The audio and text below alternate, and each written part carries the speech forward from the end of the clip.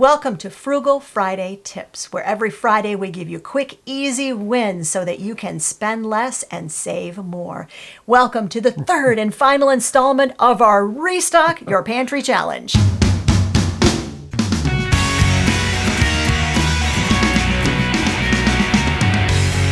Hi, I'm Hope. And I'm Larry. From Under the Median. All month long, we have been helping you to restock your pantry.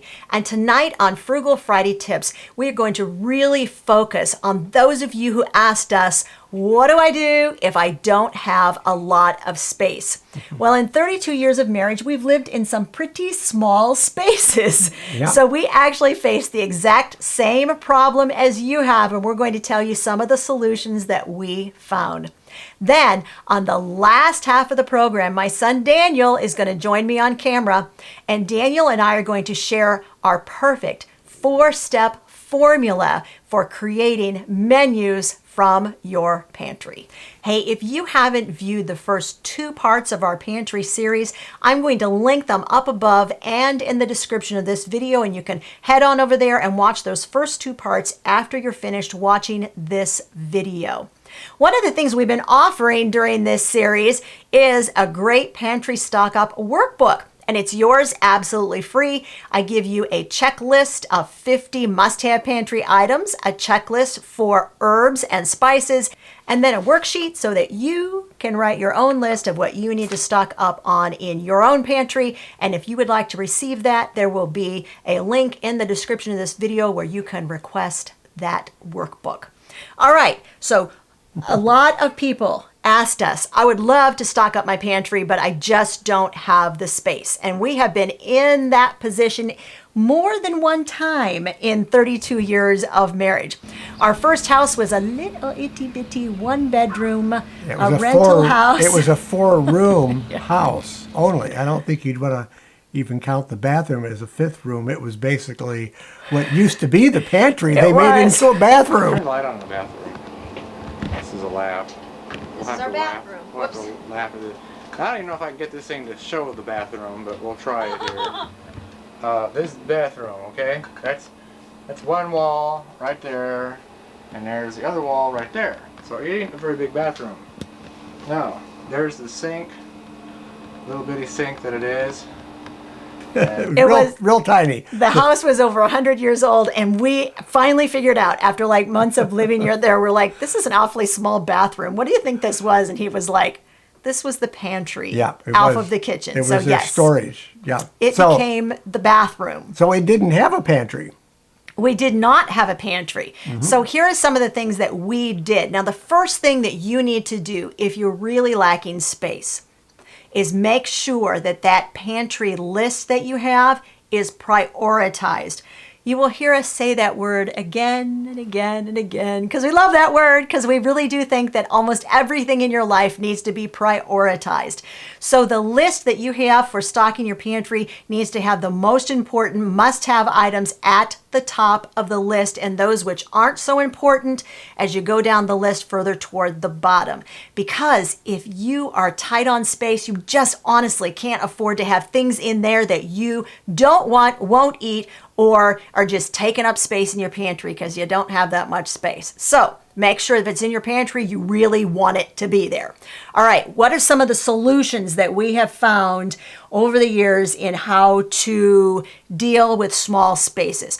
One of the things we need to learn to do, we need to think unconventionally. So like any space pretty much in the house became up for grabs for pantry area. Well, the house had a pretty good sized kitchen. In fact, it was an eat-in kitchen. We had our kitchen table in there. Here we have our table and chairs. Oh, take the towels off the chairs, honey. You can't see them. Yeah. This was Larry's mom and dad's. You'll see it's red and white like our cabinet is. We have 4 nice chairs that go with it. It had a pretty good assortment of cabinets, as I remember, if they had been completely remodeled. So it was a nice kitchen. Actually, it was a very nice home. But what it didn't have, obviously, was a pantry. So I repurposed an old television cabinet from the 1950s, about the mid-50s. They were big and square, and they had doors on them. So I had a collection of old TVs at the time, and I purchased an old RCA at an estate sale for $1. And in the process of trying to repair it, it had a metal base picture tube. The picture tube, the whole back of it was metal, and a picture tube has about 17,000 volts to it in order to get the horizontal deflection. And so while working on it, I was pulling a tube while the set was turned on. I don't know why I was doing that. I guess I was wiggling the tube, now that I remember it correctly, to make sure it was making good contact. And the back of my hand hit the metal picture tube, and I was also connected with the chassis, which is ground. And so it knocked me about 6 feet back, that little jolt. And so I decided at that point that this TV would make a better cabinet than it would a working television set. So I gutted it. I heard him scream, and I said, "Are you okay?"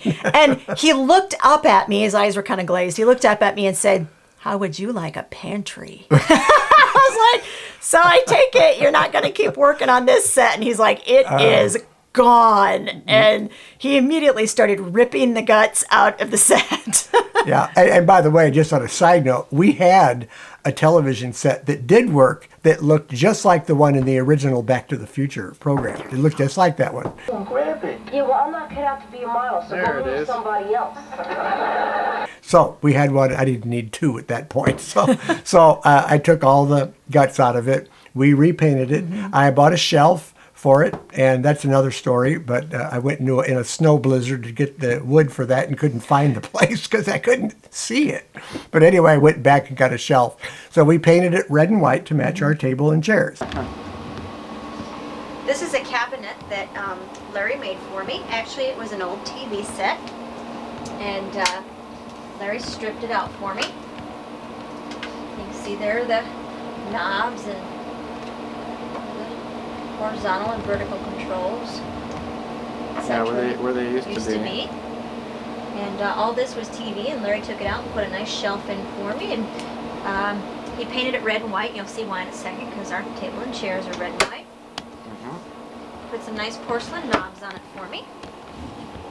And put this nice red burlap in here. And he left the speaker in it, and the speaker goes to our kitchen stereo over there. And that became our pantry cabinet. Actually, we still had it even when we moved in here. So we moved it twice after that. It was a very nice cabinet. We kept a lot of dry goods in it, canned goods, flour, cornmeal, all the stuff that we keep in our pantry here at the home, where we have good storage in the back of our basement. We kept in that little cabinet. Didn't have as much room, so we couldn't store quite as much. So think unconventionally. Is there something that you have that you can repurpose into pantry space?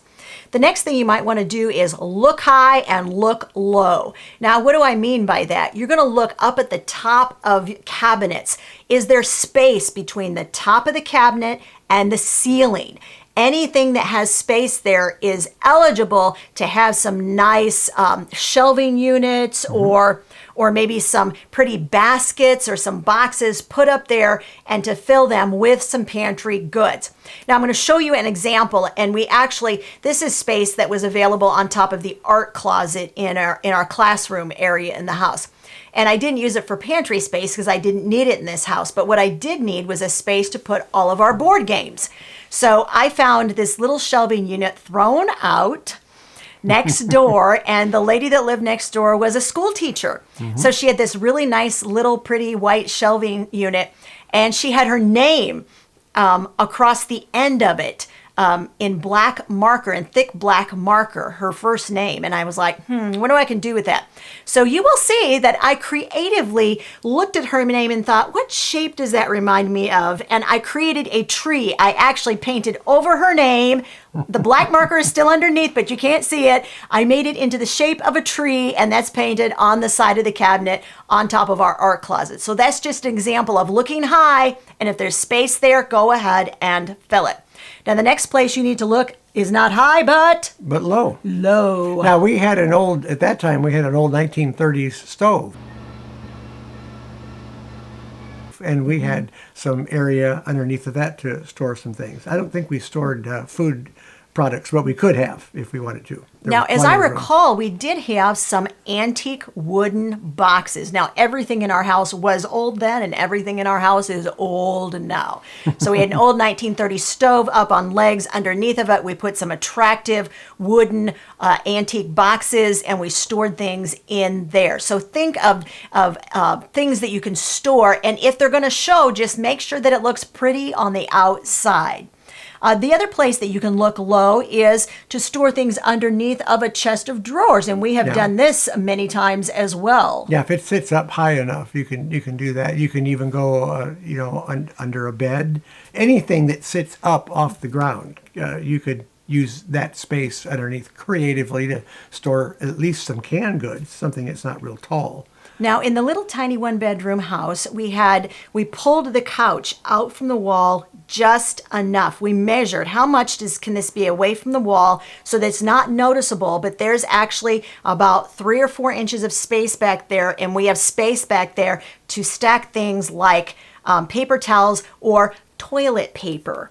So if you had looked behind my couch, you would have seen toilet paper. In fact, if you had looked under my couch, you would have seen items as well. So our only caveat when you're working with something like this is make sure that you have 2 measurements in mind. One measurement is the measurement of the tallest can or boxed product that you think you're going to store in that area.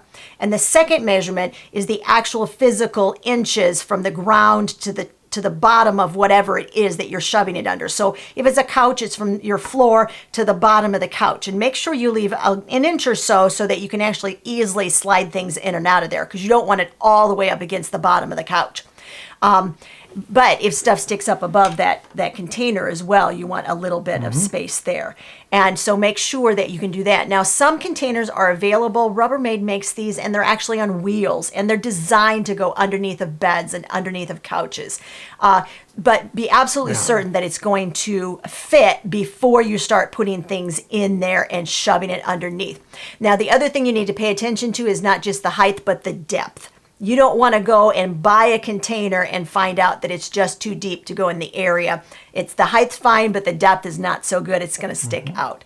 So those are some areas. Now, the next thing we want to point out is if you have a garage, even if it's not an attached garage, if it's separated from the house, you can store canned goods there, and they're going to be just fine. So think really carefully about either put a shelving unit out there or going ahead and putting up some shelves and attaching them to the sides of the garage. Of course, if you are renting, that's not going to work so well, but you can still put freestanding shelving units out there, and you can use them just fine for extra storage space. Anything that isn't going to freeze hard, because I know in the Midwest we get sub-zero temperatures. It's got to be something that isn't going to freeze and explode.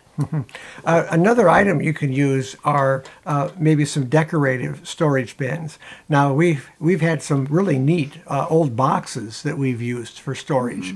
In fact, we've got one in our family room. I think we used it for blankets. The kids used it for their Legos or for games. But you could put canned items or food items in that, and it's just literally an old wood box with a hinged top. We bought it in an antique store. And those make good places for putting things away, and it's not real obtrusive. This is an example of a container that you might consider repurposing.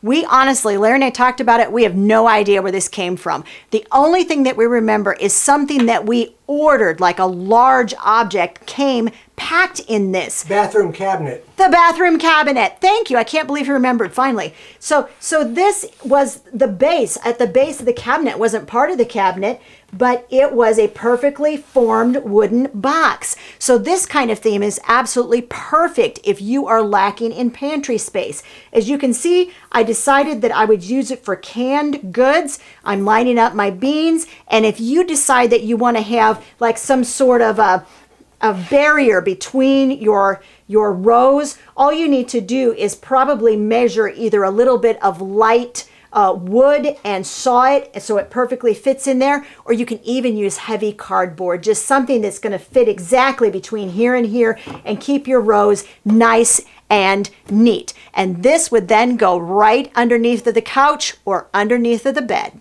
Here's another example. This actually is a cardboard box that came from my favorite ethnic food store.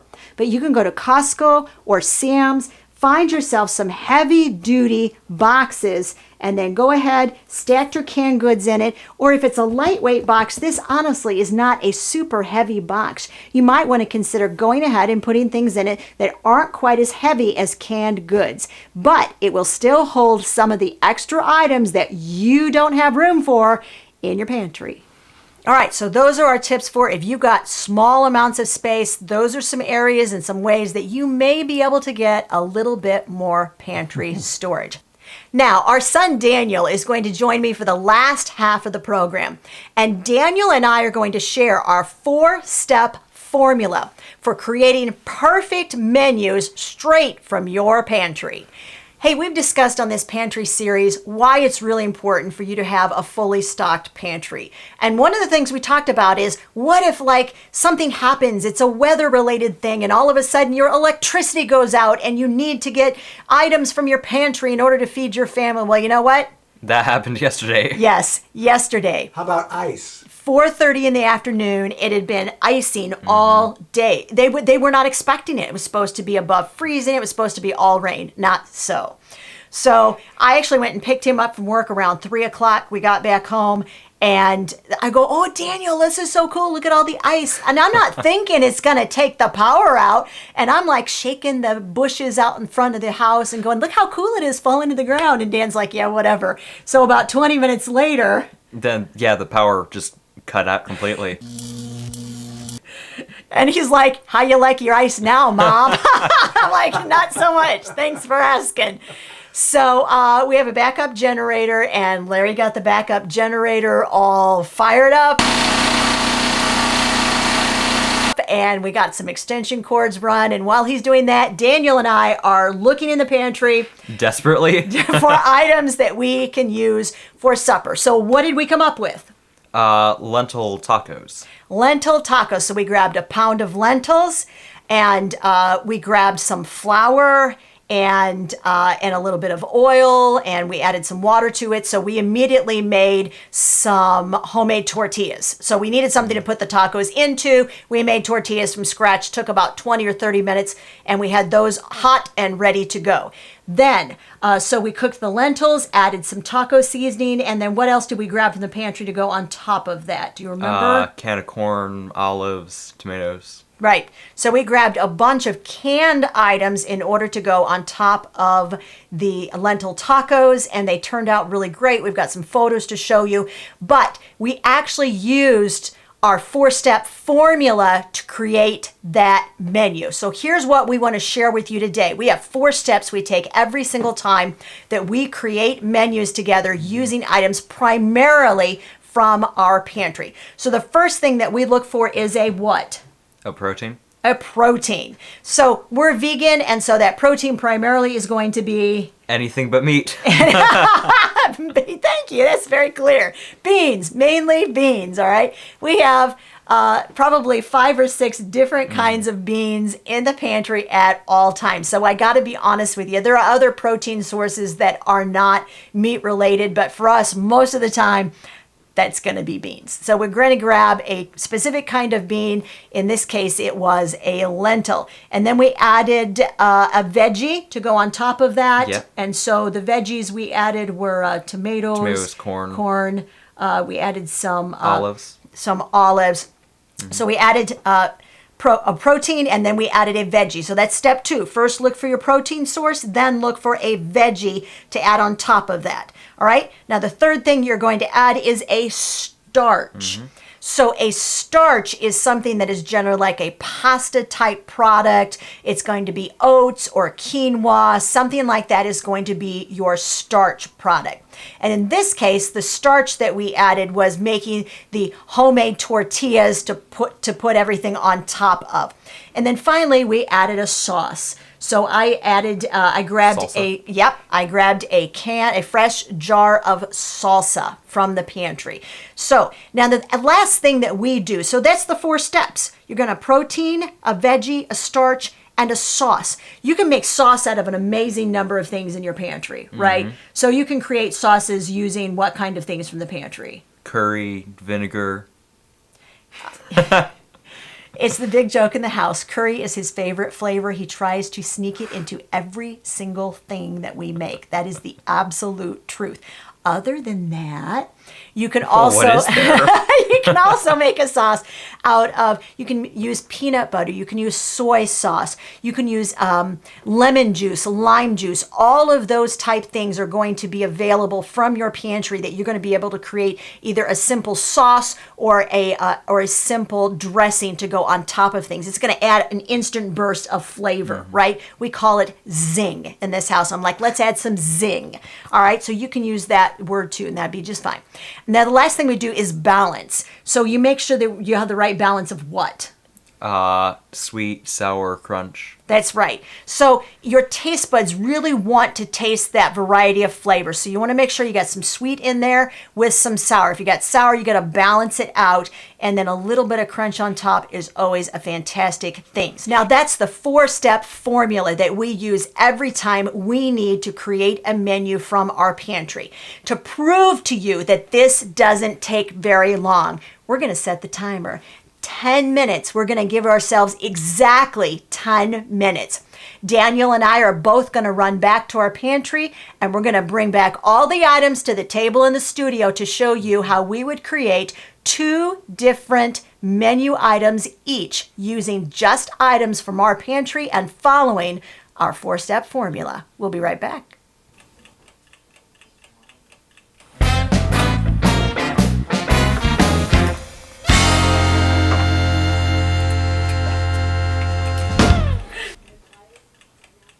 Okay, that was exactly 10 minutes. We did it in real time. Daniel and I both grabbed items from the pantry using our 4-step formula to create at least 2 meals each.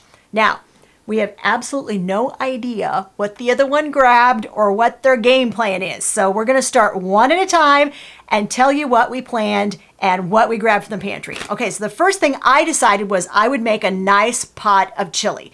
So I went ahead and I grabbed some crushed tomatoes and also 2 kinds of beans, and then I grabbed some corn. Now I would put this in a pan and I would also put some water in it and then a whole lot of spices and cook it down.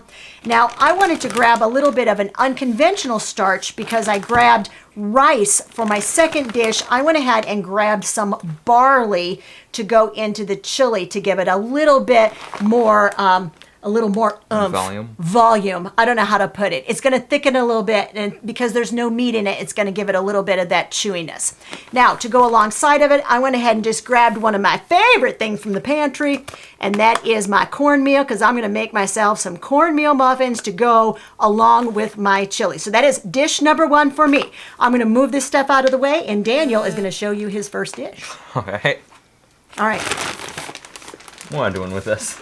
All right, what's your game plan, son? So, I was thinking like a pasta dish that could be served hot or cold. Like it? Where I was going to put pasta, corn, beans in as a base, and then make a sauce using some lemon juice and vinegar. Awesome. Good plan. Okay, so you got a main dish salad going on. All right, you move your things out of the way, and I'm going to move my things for number 2 into the spotlight. All right. So my other plan was also to use a salad as a main dish. So in this case, I decided that I'm going to turn these hopefully so y'all can see what they are. All right. So I grabbed some of the brown rice off of the pantry shelf, and I decided to cook some of that up and let it cool, and then I was going to add some vegetables. In this case, I added some corn and I had some pineapple chunks. Now, I got to be honest, it looks a little like it doesn't have a lot of color in it. So in real life, I would probably grab an onion and maybe a red pepper. You got to add a little bit more color to a salad than that. But I was like back there, I was running out of time, okay? And so that's what I grabbed. And then I was going to season it probably with some onion powder, some garlic powder, and then also some ground cinnamon in some balsamic vinegar. And I'd probably add maybe a little bit of sugar or a little bit of maple syrup for a little bit of sweetener in it in order to make that kind of really fresh vinaigrette to go over the top. And I thought that I would add a little bit of, there we go, of some raisins to add a little bit of sweetness and once again a little bit of color. So that was my main dish, rice salad. Oh, and a little bit of walnuts, because you got to have a little bit of crunch, right? So I think that covers all 4 of our 4-step formula in order to make a main dish rice salad. All right, you're up last, Daniel. What's the last thing you're going to make? Okay. Ooh, this looks interesting. Oh, look, Daniel's got the salsa. So I was gonna have some rice. Okay. And then put some, what's this, garbanzo beans into it. Mm-hmm. Pineapple chunks. And then for some spice, some salsa and curry. Mm-hmm.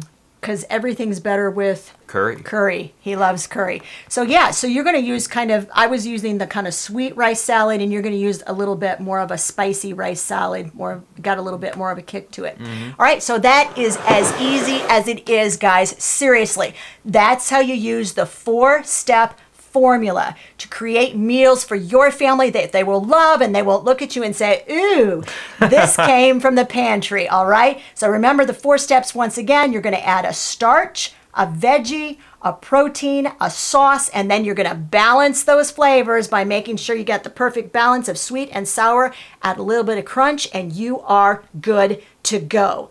Now, if you would like to watch the other 2 parts of this pantry series, I want to remind you that they're linked in the description of this video. And once again, if you want our Pantry Stock Up workbook, it is yours absolutely free, and there is a link in the description of the video. Dan, thanks for hanging out with me doing a Frugal Friday Tips. You bet. For creating amazing meals out of your pantry that everybody will... What was that? Is that... And Daniel and I were going, well, for pity's sakes, I can't talk. Hey, Daniel, you better come in and bail her out. Help!